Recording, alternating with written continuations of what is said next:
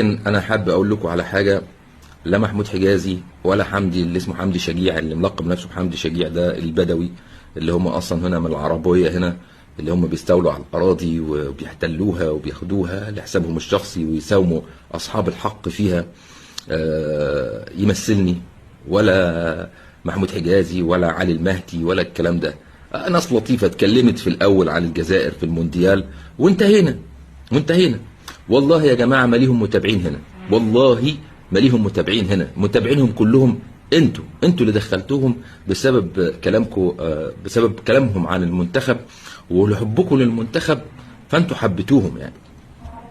يا جماعه انهوا المساله دي، ما تدخلوش اي حد بيوتكم خلاص عشان يتكلم كلمتين كده على السوشيال وقال الجزائر هي بلد حلوه والجزائر والمنتخب الوطني الجزائري، ودخل عليكم باسلوبه اللطيف واتكلم على رياض محرز واتكلم على مش عارف ايه. الناس دي مش دارسه تاريخ الكره الجزائريه، ما حضروش لما انا كنت بحضر ماتشات ايام ما كان الاساطير، ايام عصاد وجمال مناد ورابح ماجر وجمال بالماضي.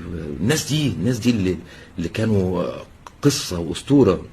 يا جماعه احنا مش عايزين نعيد الموضوع ونكرره.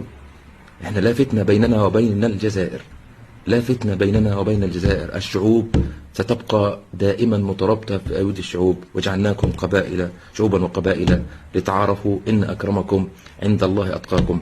الناس دي لا تمثلنا يا جماعة. أخرجوهم من دياركم، أخرجوهم من دياركم، أخرجوهم من دياركم. هذا وبالله التوفيق. شكرا.